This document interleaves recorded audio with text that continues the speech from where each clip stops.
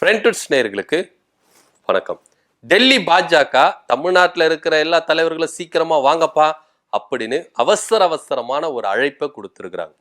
உயர்மட்ட குழுல இவங்கெல்லாம் கலந்துக்கணும் அப்படின்னு அண்ணாமலை, நயினார் நாகேந்திரன், வானதி சீனிவாசன், தமிழிசை சவுந்தரராஜன் போன்றவர்களை அவசரமா என்ன பண்ணியிருக்காங்க, டெல்லிக்கு கூப்பிட்டுருக்காங்க. இதுல ரெண்டு விஷயம் எதுக்கு இந்த அழைப்பு அப்படின்ற விதத்துல தான் இங்க பார்க்க வேண்டிய விஷயமா இருக்குது. என்ன அப்படின்னா, ஒண்ணு உட்கட்சி மோதல். இங்க தமிழ்நாட்டுல பாஜக கிட்ட கொஞ்சம் உட்கட்சி மோதல் இருக்குது, வெளிப்படையாவே இருக்குது. இது விஷயமா நிறைய உளவுத்துறை ரிப்போர்ட்டுகள் அமித்ஷா டேப் மேல இருக்குது. இது தவிர்த்துட்டு அதிமுகவுடான சுமூக உணர்வு பேச்சுவார்த்தைகள், தொகுதி பங்கீடு பேச்சுவார்த்தைகளை குறித்தும் பேசணும். அதனால நீங்க அவசரமா டெல்லிக்கு வாங்க அப்படின்னு அழைப்பு கொடுத்ததுனால இங்க இருக்கிற முக்கிய தலைவர்கள், இரண்டாம் கட்ட தலைவர்கள் எல்லாருமே என்ன பண்ணிருக்காங்க, டெல்லிக்கு போயிருக்கிறாங்க. என்ன உட்கட்சி பூசல் அப்படின்னா, அண்ணாமலையை ஒதுக்க வேண்டும், அண்ணாமலை இங்க இல்லனா பாஜக பிளவுபட்டுடும் அப்படின்னு இங்க இருக்கிற ஒவ்வொரு பாஜக தொண்டர்களும் அறைக்கூவல் கொடுத்துட்டு இருக்காங்க. இதற்கு அண்ணாமலைக்கு எந்த அளவுக்கு ஸ்ட்ரென்த் இருக்கு, அவர் தலைவரா இருக்கிறாரோ இல்லையோ, ஆனாலும் அண்ணாமலைக்கான ஸ்ட்ரென்த் எந்த அளவுக்கு இருக்குது அப்படின்றத அமித்ஷா அவர்களே கண் கூட பார்த்திருக்கிறாரு. அதுல எந்த வித மாற்று கருத்தும் இல்லை. இப்படியா இருக்கும் பொழுது நயினார் நாகேந்திரன் அண்ணாமலை எப்படியாச்சும் ஒதுக்கிறணும், அண்ணாமலை பேரை இங்க இருக்கக்கூடாது, அது மாத்திரம் இல்லாம அண்ணாமலை அவர்கள் பூத் கமிட்டி விஷயத்துல, இந்த பூத் கமிட்டி நியமிக்கிற விஷயத்துல எந்த அளவுக்கு முறைகேடுகள் நடத்தி இருக்கிறாரு, எந்த அளவுக்கு பொய்யான ரிப்போர்ட்டை கொடுத்திருக்கிறாரு அப்படின்னு நயினார் ஃபுல் ரெக்கார்டையும் என்ன பண்ணியிருக்கிறாரு, பாஜக டெல்லி பாஜகவுக்கு கொடுத்திருக்கிறாரு. PL சந்தோஷ் கூட வரும்போது கூட அவர்கிட்ட என்ன பண்ணியிருக்காரு, சொல்லியிருக்காரு, எல்லா தரவுகளையும் கொண்டு போயிட்டு பாஜக தலைமை கிட்ட கொடுத்துருக்காங்க. இப்போ தேர்தல் வர நேரம், இந்த தேர்தல் வர நேரத்துல நீங்க அடிச்சு பிடிச்சிட்டு இருந்தீங்கன்னா ஒழுங்கா நம்மளால ஜெயிக்க முடியாது, கான்சன்ட்ரேட் பண்ண முடியாது. அதனால உங்க உட்கட்சி மோதல கொஞ்சம் தள்ளி வைங்க, அதுக்கப்புறம் என்னென்ன ப்ராப்ளம் அப்படின்றதெல்லாம் நம்ம பார்த்துலாம். ஏன்னா அண்ணாமலையை சுற்றி தான் இங்க எல்லாமே உட்கட்சி மோதல் நடக்குது. ஒரு பக்கம் வானதி சீனிவாசன், ஒரு பக்கம் தமிழிசை சவுந்தரராஜன், ஒரு பக்கம் H. ராஜா, ஒரு பக்கம் நயினார் நாகேந்திரன், நிறைய பேர் அண்ணாமலையை எதிர்க்கிறதுக்கு நிறைய பேர். ஏன்னா கர்மா, ஏன்னா இவரு தலைவரா இருக்கும் போது இவங்க எல்லாரையும் ஓரம் கட்டினாரு. இப்போ இவர் தலைவர் இல்லாத போது இவங்க எல்லாருமே சேர்ந்து என்ன பண்றாங்க, அண்ணாமலையை போக்கஸ் பண்ணி அடிக்கிறாங்க. ஆனா அண்ணாமலைக்கு டெல்லி பாஜக கிட்ட ஒரு சுமூகமான ஒரு உறவு இருக்கு. அதன் அடிப்படையில தான் அண்ணாமலையை எந்த அளவுக்கும் இங்க விட்டு கொடுக்க கூடாது, அண்ணாமலை இந்த அளவுக்கு ஒதுக்க கூடாது அப்படின்ற ஒரு விஷயத்துல டெல்லி பாஜக காய்களை நகர்த்துறாங்க. ஏன்னா அண்ணாமலைக்கு இங்க எந்த அளவுக்கு பவர் இருக்கு, தொண்டர் மத்தியில் எந்த அளவுக்கு பவர் இருக்கு அப்படின்றது எல்லாத்தையும் டெல்லி பாஜக கண்காணிச்சுட்டு தான் இருக்காங்க. அது தவிர்த்துட்டு நீங்க அண்ணாமலையை முழுசா ஒதுக்கிட்டீங்கன்னா, ஒருவேளை அண்ணாமலை அவர்கள் தனி கட்சி ஆரம்பிச்சா இங்க இருக்கிற பாஜக ரெண்டா உடையும் அப்படின்ற எல்லா உளவுத்துறை ரிப்போர்ட்டும் டேபிள் மேல இருக்குது. ஏன்னா அண்ணாமலை அவர்கள் புதுசா கட்சி ஆரம்பிக்க போறாரு, ஏன்னா OPS வெளியே வந்தார்ல பாஜக விட்டுட்டு, அப்பவே இந்த பேச்சுகள் அடிபட்டது. அண்ணாமலை அவர்கள் புதுசா கட்சி ஆரம்பிக்க போகிறாரு, அப்படி ஆரம்பிச்சாருன்னா இங்க இருக்கிற OPS எல்லாரையும் கூட்டு சேர்த்துக்கிட்டு தனியா களம் காணுவாரு, பாஜக இதுக்கு ஒரு பெரிய பின்னடைவு இருக்கும் அப்படின்னு சொல்லும் போது அண்ணாமலை அவர்களை அவசரமா கூப்பிட்டு டெல்லி பாஜக பேச்சுவார்த்தை நடத்தி இருக்கு. எப்பா நீ இப்படி பண்ணாத, உனக்கான அங்கீகாரத்தை நாங்க கொடுக்குறோம் அப்படின்னு சொல்லிட்டு தான் இப்ப தேசிய லெவல்ல பொறுப்பு கொடுக்கறதுக்கும் பாஜக இறங்கி வந்திருக்கு.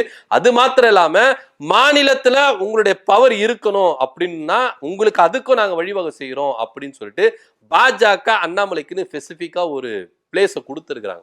ஏன்னா இதுக்கு அண்ணாமலை அவர்கள் அவர் தலைவரா இருக்கும் போதே அதற்கான பேஸ்மெண்ட்டை இங்க இருக்கிற தமிழ்நாட்டு பாஜக கிட்ட போட்டுட்டாரு. இப்போ நீங்க கொங்கு மண்டலத்துல அண்ணாமலை அவர்கள் எடப்பாடி பழனிசாமி ஜெயிக்கணும் அப்படின்னு கையை காட்டினார்னா பாஜக காரங்க எல்லாருமே என்ன பண்ணுவாங்க, எடப்பாடி பழனிசாமிக்கு ஓட்டு போடுவாங்க.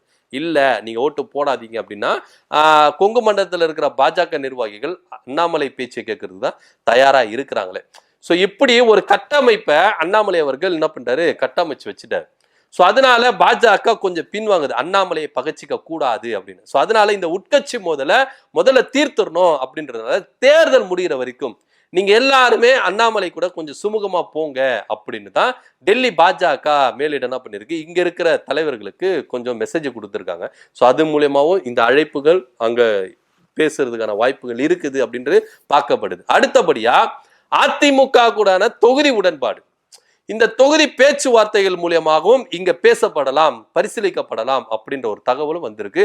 அதனால கூட அவசரமா அழைப்பு கொடுத்திருப்பாங்க, அதுக்காக கூட அவர் போயிருக்கிறாரு அப்படின்ற ஒரு தகவலும் இங்க முன்வைக்கப்படுது. ஏன் அப்படின்னா ஆளாளுக்கு எனக்கு இந்த தொகுதி வேணும், நாங்க இந்த தொகுதியில நிற்போம், இந்த தொகுதியில நாங்க விட்டு கொடுக்க மாட்டோம் அப்படின்னு இவங்களுக்குள்ளவே என்ன பண்றாங்க, ஒரு பிரிவினை உண்டாக்குற அளவுக்கு பேச்சுவார்த்தைகள் என்ன பண்றாங்க, லூஸ் டாக் விட்டுறாங்க. ஆனா பாஜக தலைமையும் அதிமுக தலைமையும் ப்ராப்பரா உட்கார்ந்து இந்த தொகுதி பங்கீடு பேச்சுவார்த்தை நடத்தினாங்கன்னா இல்லவே இல்லை. ஆனா இங்க ஒரு அசாதாரண சூழ்நிலை இருக்கு. பாஜக கூட்டணிக்குள்ள ஒரு அசாதாரண சூழ்நிலை இருக்கு.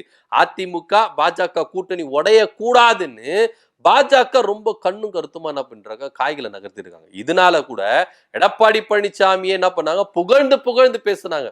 ஒரு பக்கம் அண்ணாமலை, ஒரு பக்கம் நயினாரு, ஒரு பக்கம் தமிழிசை சவுந்தரராஜன், ஒரு பக்கம் நிர்மலா சீதாராமன், ஒரு பக்கம் எச் ராஜா, எல்லாருமே எடப்பாடி பழனிசாமி புகழ்ந்து பேசுறாங்க ஐயா ஜி.கே. மூப்பனாருடைய நினைவு நாள் தினத்துல. சோ இப்படியா இருக்கும் பொழுது எக்காரணத்து கொண்டும் இந்த பாஜக அதிமுக கூட்டணிக்குள்ள பிளவுபடக்கூடாது. அதனால தொகுதி பங்கீட பத்தி நீங்க பேசாதீங்க, நாங்க பேசிக்கிறோம் அப்படின்னு கூப்பிட்டு இருக்கிறாங்க. இது மாத்திரம் இல்லாம எத்தனை தொகுதி நம்ம வாங்கலாம், எந்தெந்த தொகுதியில நமக்கு ஸ்ட்ரென்த் இருக்கு அப்படின்னு விவாதிக்கிறதுக்கும் இங்க இருக்கிற பாஜக டீமை டெல்லி பாஜக என்ன பண்ணிருக்காங்க, கூப்பிட்டு இருக்காங்க. ஏன்னா நீங்க பாஜக எடுத்துட்டீங்கன்னா எல்லாமே அப்பப்ப செய்யறதுல முன்னாடியே இவங்க என்ன பண்ணிடுவாங்க, அதுக்கான ஸ்டாண்ட் எடுத்துடுவாங்க. இப்போ கூட்டணி ஆட்சி தான் அப்படின்னு ஆரம்பத்துல இவங்க சொல்லல. கூட்டணி அமைச்சிட்ட பேரு எல்லா ஒப்பந்தமத்துல கையெழுத்திட்ட பிறகு கூட்டணி ஆட்சி தான் அப்படின்றத கொளுத்தி விட்டாங்க. அதுக்கப்புறம் கூட்டணி ஆட்சின்ற பேச்சுகள் அடிபட்டினது. அதுக்கப்புறம் முதலமைச்சர் வேட்பாளர்னு எடுப்புல என்ன பண்ண சொல்லவே இல்லை.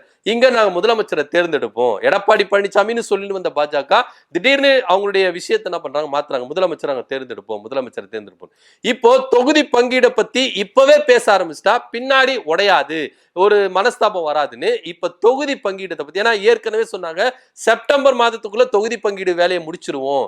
ஆல்மோஸ்ட் என்னன்னா இவங்களுக்கு இந்த வருடத்துக்குள்ளாகவே இந்த வேலையை முடிச்சிடணும். ஏன்னா பீகார்ல இவங்களுக்கு சட்டமன்ற தேர்தலை சந்திக்க வேண்டியது இருக்கிறதுனால தமிழ்நாட்டுல இந்த செப்டம்பர் மாசம் அக்டோபர் மாசத்துக்குள்ளேயே இந்த தொகுதி பங்கீடு பிரச்சனை எந்தெந்த தொகுதி அப்படின்றத டிக்ளேர் பண்ணிடுவாங்க அப்படின்னு தகவல் இருக்கு. சோ அதனால தமிழ்நாட்டில் இருக்கிற முக்கிய தலைவர்களை கூப்பிட்டு எந்தெந்த தொகுதியில் நம்மளுக்கு ஸ்ட்ரென்த் இருக்கு, எந்தெந்த தொகுதியில் நம்ம நிக்கலாம், எத்தனை தொகுதி வாங்கலாம் அப்படின்னு ஒரு ஆலோசனை கூட்டத்தை கூட்டுவதற்காகத்தான் டெல்லி பாஜக இவங்களை கூப்பிட்டு இருக்கு அப்படின்னும் இங்க பேசப்படுது. ஆனா உண்மையிலேயே பாஜக ரொம்ப சூப்பரா காய்களை நகர்த்திட்டு இருக்காங்க, வேகமாக நகர்த்திட்டு இருக்காங்க.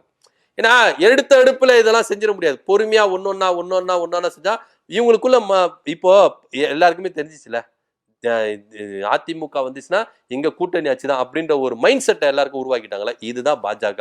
ஏன்னா திடீர்னு சொன்னா எப்படி இருக்குமோ முதல்ல இருந்தே சொல்லிட்டா இவங்களுக்கு மக்கள் மனதுல பதிய வச்சிடலாம் அப்படின்னா இப்ப எல்லாருக்குமே பதிஞ்சிருச்சு. அதிமுக ஜெயிச்சாலும் தனித்து ஜெயிச்சாலும் அவங்களுடைய ஆட்சி இருக்காது, கூட்டணி ஆட்சி தான். என்னதான் அதிமுக பெரும்பான்மையா வின் பண்ணாலும் இங்க கூட்டணி ஆட்சி தான் அப்படின்ற ஒரு மைண்ட் செட்டை போய் எல்லாரையும் கொண்டு வந்துட்டாங்க பாஜக. சோ அதனால பாஜகவுக்கு இத்தனை தொகுதி தான், பாஜக இந்தந்த தொகுதி தான் இப்பவே ஆரம்பிச்சுட்டா இவங்களுக்கு பிரச்சனையே கிடையாது. அது மாத்திரம் இல்லாம தமிழ்நாட்டுல இந்த பிரச்சனையை முடிச்சுட்டா இவங்க ஃபுல் போக்கஸ்டா பீகார்ல என்ன பண்ணலாம், கான்சென்ட்ரேட் பண்ணலாம். ஏன்னா அங்க நிதிஷ்குமாரை ஜெயிக்க வச்சே ஆகணும் அப்படின்னு ஒரு கட்டாயத்தினால பாஜக இருக்கு. சோ அட்டன் டைம்ல ரெண்டு கட்சி நம்ம இவங்க பேலன்ஸ் பண்ண முடியாது, இங்கேயே நம்மளுக்கு குடைச்சலா இருக்கும், அங்கேயே நம்மளுக்கு குடைச்சலா இருக்கும். அதனால ஃபர்ஸ்ட் தமிழ்நாடு முடிச்சிருவோம், அதுக்கப்புறம் இங்க என்ன பண்ணலாம், முழுசா இறங்கலாம். ஏன்னா இப்ப பீகார்ல இருக்கிற நிலைமையே வேற. ராகுல் காந்தி அவர்கள் ஏற்படுத்தின பேரணி இங்க இருக்கிற பாஜக கூட்டணிக்கு பெரும் அடியா இருக்குது. அங்க தேஜஸ்வி யாதவ் அப்புறம் பாத்தீங்கன்னா ராகுல் காந்தி ரெண்டு பேரும் கலக்குன்னு கலக்குறாங்க. இந்தியா கூட்டணி அங்க வின் பண்ணிடும் அப்படிதான் கருத்து கணிப்புல வருது. இப்பவே அவங்களுக்கு பயம் என்ன பண்ணிச்சு, அடி வயித்துல புளிய கரைக்க ஆரம்பிச்சிச்சு. அதனால ஃபர்ஸ்ட் இந்த பிரச்சனையை முடிச்சிருவோம், அதுக்கப்புறம் ஃபுல்லா அங்க இறங்கிடுவோம் அப்படின்னு தான் பாஜக நினைக்கிறதுனால இப்பவே கூட்டணி பேரத்தை நம்ம பேச ஆரம்பிச்சிடலாம், எத்தனை தொகுதி எந்தெந்த தொகுதி அப்படின்றத பேச ஆரம்பிச்சிடலாம் வாங்க அப்படின்னு தான் இங்க இருக்கிற தமிழ்நாட்டு பாஜக தலைவர்களை டெல்லி பாஜக கூப்பிட்டு இருக்கு. ஆல்மோஸ்ட் பாஜக என்ன பண்ணிட்டாங்க, எல்லா வேலையும் முடிச்சுட்டாங்க. இப்போ தேர்தல் அவங்களை சந்திக்கிறதுக்கு தயாரா இருக்காங்க. ஆனா இப்போ இவங்க தொகுதி பங்கீடு பத்தி பேசுறாங்க, தொகுதி பேச்சுவார்த்தை பத்தி பேசுறாங்க. இதுக்கு அதிமுக சம்மதிக்குமா அப்படின்னா சம்மதிக்க வச்சிருவாங்க, வேற வழியே கிடையாது. ஏன்னா லாக் ஆயிருக்காங்கல்ல, ஒண்ணுமே பண்ண முடியாது. பாஜக மீறி இவங்களால ஒண்ணுமே செயல்பட, வெளியில பேசிக்கலாம் ஊன்னு கத்தலாம், ஆனா உள்ளுக்குள்ள போனா பொட்டி பாம்பா என்ன பண்ணும், அடங்கி உட்காரணும். இதுதான் அதிமுக நிலைமையா இருக்கு. என்ன நடக்குது அப்படின்னு பொறுத்து பார்க்கலாம். சோ டெல்லி பாஜக அவசரமா அழைப்பு கொடுத்ததின் பேர்ல இங்க இருக்கிற பாஜக தலைவர்கள் டெல்லிக்கு போயிருக்காங்க. சோ டெல்லிக்கு போன விவகாரம் தொகுதி பங்கீட பத்தி பேசணும், உட்கட்சி விவகாரத்தை முடிக்கணும் அப்படின்ற ஒரே காரணத்துக்காக தான். இதை பத்தி நீங்க என்ன நினைக்கிறீங்க அப்படின்றத கீழே கமெண்ட் பண்ணுங்க. நன்றி, வணக்கம்.